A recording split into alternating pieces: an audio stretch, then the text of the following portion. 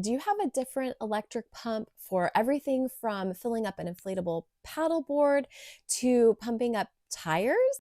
You can have all of that in one portable unit, and it's rechargeable. So you don't have to have it plugged into a cigarette lighter in your car. You can take this with you everywhere you need to go. I'm Gina with WTI, and this pump is from Rayspace. This makes it so convenient. I don't want to waste my time and energy pumping my paddleboard up manually.